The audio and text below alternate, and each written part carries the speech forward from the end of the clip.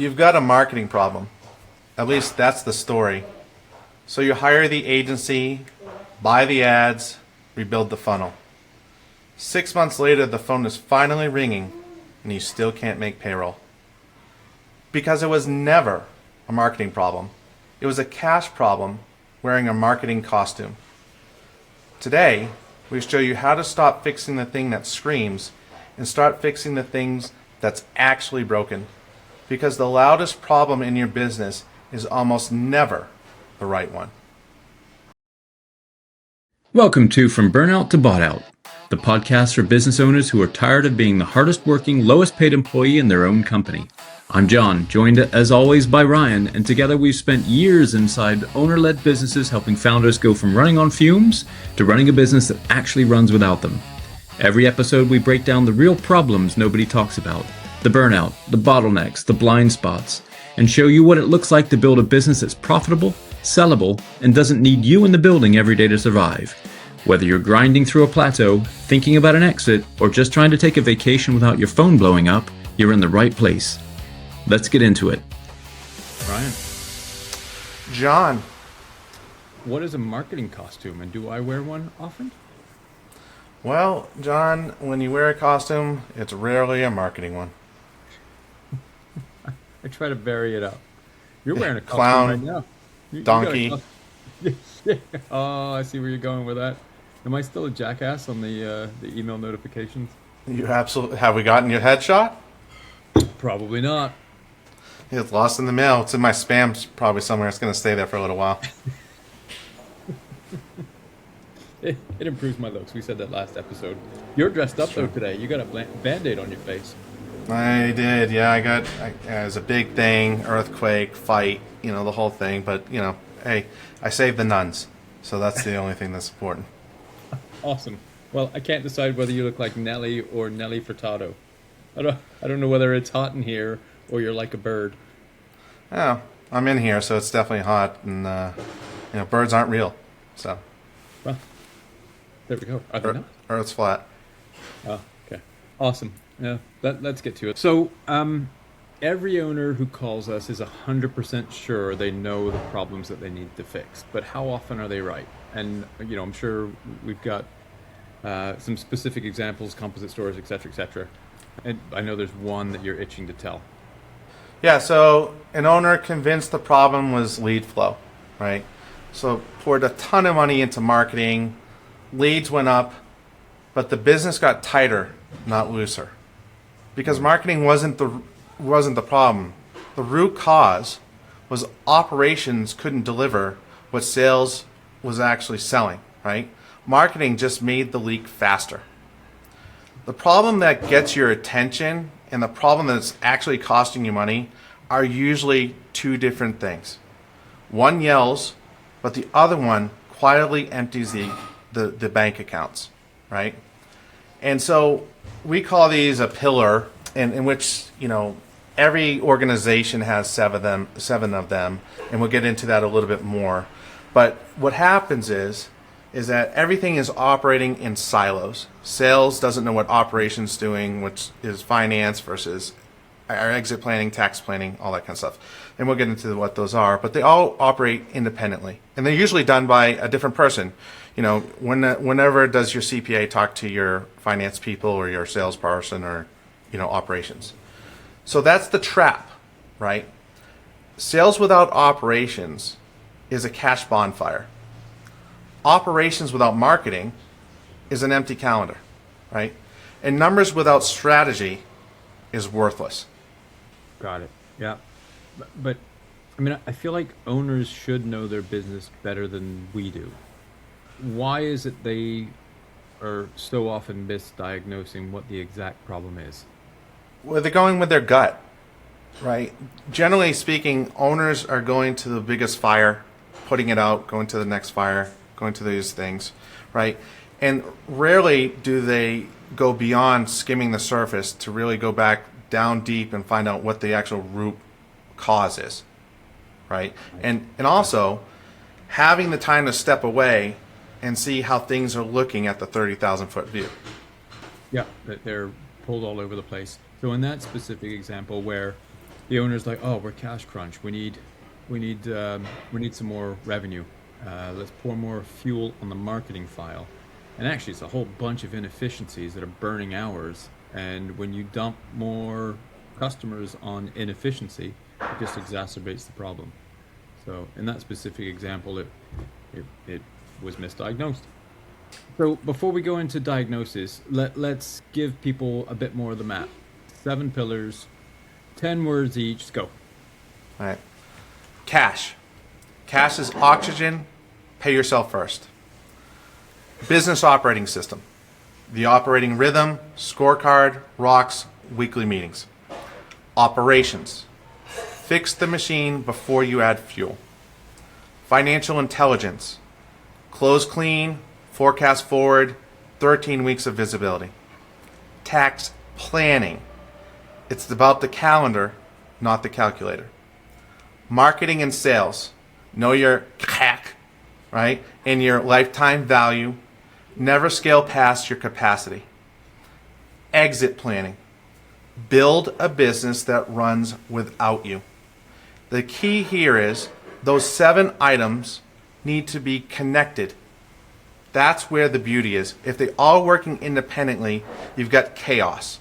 But when they're starting to understand how they're all connected one with the other, operations affecting marketing, that affects financial intelligence, that affects exit planning, that's where it is. There's 27 lines between them. One always is pulling on something else. Okay, the key point there, to reiterate it, it's not the circles, it's the line in between them that really allows the connectivity, the connected tissue of an organization to really operate at maximum capacity. That's it, John. Right? I just have to repeat what you say. You sound really intelligent right now. I try my best. That's my job, just to make you look intelligent and parrot it. That's right. Okay, fun fact time. Right, fun fact. Spider silk, weight for weight, is stronger than steel and tougher than Kevlar. The web looks fragile, but the whole thing holds because of the connections, not any single strand. Right? Does that sound familiar? Your business is the same. The strength was never in one pillar. It's in the entire web. Deep and relevant. That's what we try here. Yeah. We're achieving it today. Quick break. Brought to you today by Joe Cutter's Turf and Snow out of Pittsford in New York, serving all around Rochester and Monroe County. And this one ties right into the episode, which I appreciate because most people think a bad lawn is a grass problem. And it is almost always a soil problem. That's the whole thing. Joe does the unglamorous stuff under the surface, aeration, soil grading, conditioning, the root work that actually fixes it. Instead of spraying it green for a week and calling it solved, which is the loudest problem lie in lawn flooring. Exactly the episode. 21 years in, only outfit in the county running Ventrac compact tractors, cleaner, more effective. Lawn care, mosquito and tick landscaping, and when the Rochester winter shows up, snow removal and ice control. You have thoughts about the snow part. Oh my gosh, yes. As a Canadian, I have opinions about snow removal, and I am legally required to keep them to myself on an American podcast. That is my one. That's your one. Free estimates, call 585-248-8873 or find them at cutterturf.com. Fix the root, not the symptom. Fitting, right? Did you say Ventrac? Those are the best in the business. They are the best in the business. Ventrac. Shout out to Panda Nation. Joe will know what that means. Calling card. Nice. He's the only one. Yes. No, he's got a whole nation out there. He's got some followers there. He's his social media is stacked full of tips and tricks, life hacks and such like. Interesting dude. Nice. Okay, so we touched on one thread, or we say we're touching on one thread. The whole thread moves. Give me the classic misdiagnoses, the symptom people face versus what actually is pulling at the thread. So, typical cash problem, but it's actually an operations problem because the money's okay on paper, but it's trapped in rework, slow delivery, and whip, right? There's a marketing problem, but it's really a capacity problem because marketing is promising 2 weeks and operations is delivering in 6, right? Tax problem in April, but it's really a cash planning problem in March, right? The CPA did their job, but you didn't fund the jar to pay it. A growth problem, that's a forecast problem. The CFO forecasts growth, the bank account disagrees because hoping is not a plan. The diagnostic question that we have to give you is, when this problem shows up, what had to be true one step upstream? Keep asking until you hit something you can actually fix, right? And that's how you get there. Okay. So, I mean, can't some of these really be the problem they look like? Not everything is secretive. It's not hidden. No, sometimes the problem is just the problem, right? It is what it is. Marketing's not delivering on ROI, right? Right. There you go. Very Rare. simple, Rare, but right? possible. Right. Okay, we'll put it the other way. Sales isn't converting, right, on these magical, wonderful, qualified leads that marketing is providing, right? That's often the problem. So that's the problem. And the answer isn't pouring more cash into it. It's actually fixing that marketing problem, right? But in the example we gave, if you can't deliver what you're saying, right, and if we're promising 2 weeks and you're 6 weeks out, that's an issue. Mm-hmm. The other issue is, well, maybe it's an operations problem. Why aren't we delivering in 6 weeks? That's an efficiency problem. That's a scheduling problem. That's whatever that is. Rework problem, right? If we can't get it out the door right the first time, we have to bring it back in and do the work all over again. That costs us time and money, right? I think one of the key things, and obviously just to tap back into the lines, not the circles, all of these problems and all of these issues can exist. And if you're in a silo and there's no communication going on in the organization, then it's really difficult to uncover that, right? If people aren't communicating, then to be able to air all these problems out, get them on the table, talk through them as a team, and fix them is nigh on impossible. The 7-pillar system and the operating system that we talk about is kind of key component of that, right? What's most important about that cadence and that sort of cycle of communication that's necessary to uncover some of this stuff? Well, you need to get everybody in the same room hearing the same things. All your decision makers, department heads, people who need to lead your company, right, towards that exit plan that you can go away for 3 weeks. Well, they need practice now, and they need to talk about it together and make the decisions together. So if I'm the finance person and I'm really good at collecting money, right, and that's all I'm focused on is making sure that my AR over 30 days is less than 20%, and I'm doing that, but I'm finding out that there's no sales in the funnel, right? There's no cash in the bank. There's no operations is 12 weeks out, and we're missing those targets. If I'm only focused on the collections, I've missed everything else. It doesn't matter about anything, right? Yeah, it's so difficult. It's so easy to get sucked into your own silo, right? Like if you back to the example, sales and marketing selling something with a 2-week turnaround, what you're going to get is a bunch of phone calls coming in from customers that you just sold, and you're solving problems. You're starting to tap dance. You're having those conversations with those customers. You're not knocking on operations doors and saying, hey, what's going on with our process here, and trying to fix their problem. So if you don't have those regular communication sessions and everybody in the same room, it's difficult to air it all out. I think that's one of the most important things about that leadership meeting cadence that we push so hard, that we talk an awful lot about, because those weekly meetings that are very well structured and get all issues on the table for people to discuss is super important. You got it. Yes, indeed. Alrighty, time for the marketing tip of the week. This week, it is about reviews and Google Maps, and specifically Google reviews. So here's the tip. Reviews, and especially Google reviews, are not about vanity. They're a conversion and ranking asset. Google Maps and your business profile will rank depending on the number and the quality of reviews you receive. So pay close attention to those reviews, reply to them, call the people that give you poor reviews, and try and resolve the problem. Get those reviews removed because they bring your score down, and you want a large number of high-scoring reviews. You then rank higher in maps.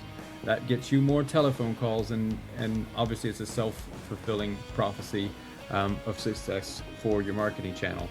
Also, be cautious. As you build these reviews, build them steadily and use the technology available to help you. A steady drip of fresh reviews beats a pile of old 5-star reviews from 3 or 4 years ago. And for local businesses, this stuff is critical. The map pack is the phone. That's how you get customers. If you're not there, you're paying more for leads than you should be, which is kind of exactly what we're talking about in our episode this week. So the single step this week: text or email your last 5 happy customers and give them your direct Google review link. It's in your My Business profile settings, and reply to each review that you already have, good and bad. Do this as soon as they come in. That's the whole week 1 move. All right, back to it. Okay, so even if you find a real problem, it can still be the wrong thing to work on right now. Walk us through the stages, and one priority each, and the classic mistake at each of the different stages. Yeah, so we talked about the stages last week. To find those, treadmill is you need to prioritize cash and a basic rhythm, right? The mistake that a lot of treadmill operators make is that they're trying to build a fancy funnel or an exit deck while the accounts are bleeding money, right? So you can't exit plan your way out of an overdraft in your bank account. So focus on cash and getting a rhythm. The Pathfinder, right, is your priority should be systems and clean books, right? And try to get the owner out of every decision. Now we're starting to build up a team, right? Generally, mistake is that, we're chasing revenue, but the machine can't hold the weight of it right now, right? Trailblazers, right? Focus on forecasts, govern for growth, tax planning, and match your marketing to capacity. The general mistake is that, they're trying to really establish a treadmill era habit instead of a rolling forecast, right? Going by gut instead of really looking at data. Mm-hmm. Peak performer is, you need to get all 7 of the pillars that we talked about synchronized and start getting to real exit readiness. Generally speaking, the mistake is that we're trying to, make sure that we're optimizing marketing, right, for another 3% return on investment, while really everything's still dependent on the owner. Mm-hmm.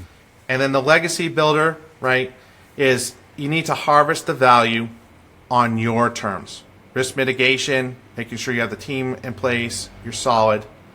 Generally speaking, the mistake is that exit is an event, right, instead of a state of mind that you've been building for years, right?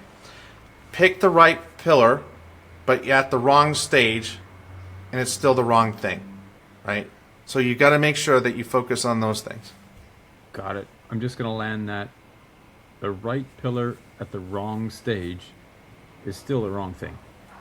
Yes, it is. All right. Good advice. All right. Time for a word from our sponsor.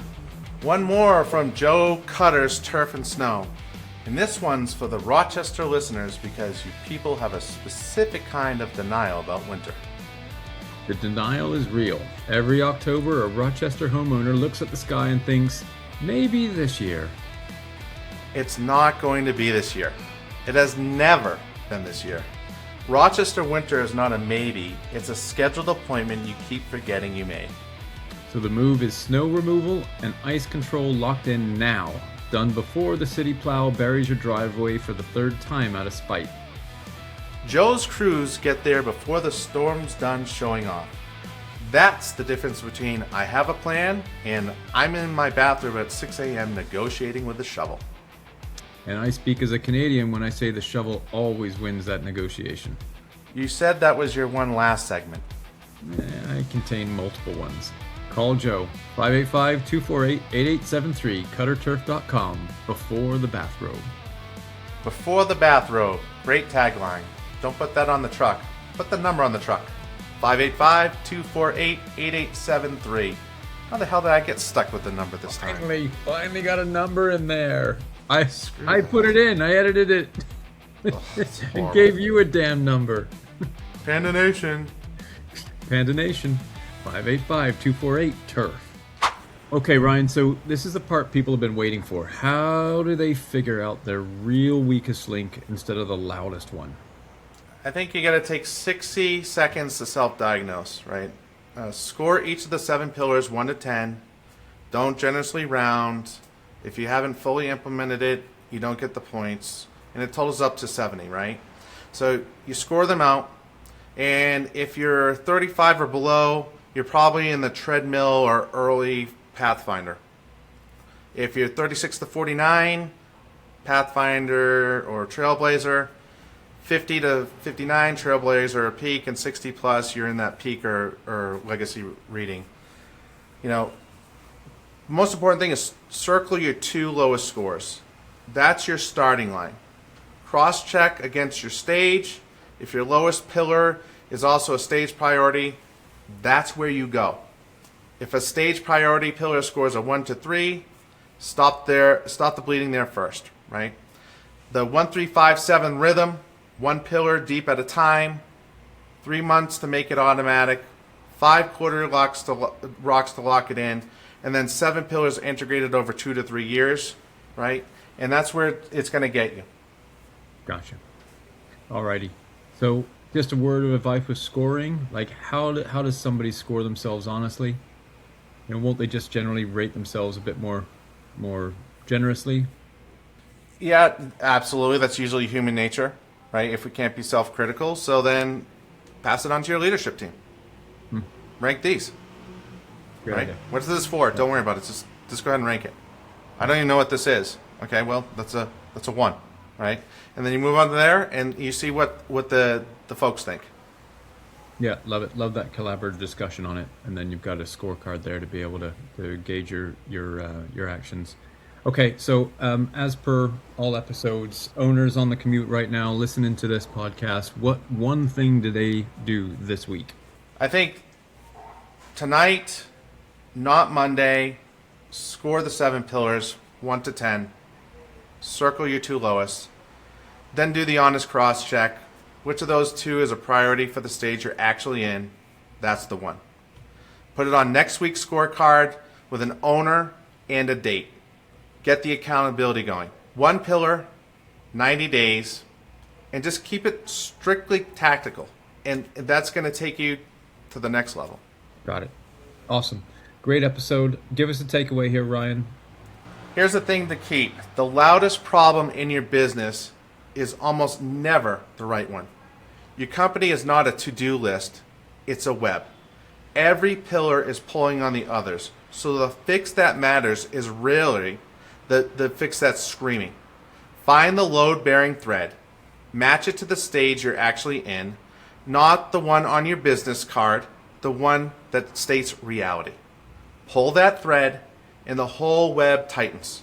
Chase the noise and you'll spend another year fixing the wrong thing while the right thing quietly costs you the business. Excellent. Good stuff.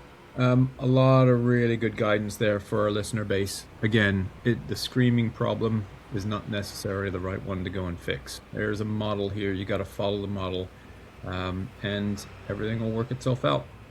It certainly will. Just go to the source. That's it. Excellent. Okay. Over and out. Anything else for this episode? I think we can sign off now. No. Hasta luego. See you next episode. Ciao, ciao. That's it for this episode of From Burnout to Bought Out. If something we said today hit home, don't just nod in agreement. Pick one thing, the number you've been avoiding, the process that only lives in your head, the conversation you've been putting off for 6 months. Do that one thing this week. That's how it starts. And if you're not sure which one thing to pick, drop us a line. We'll happily point you in the right direction. New episodes drop every week. Until next time, stop running the treadmill and start building something you can actually sell.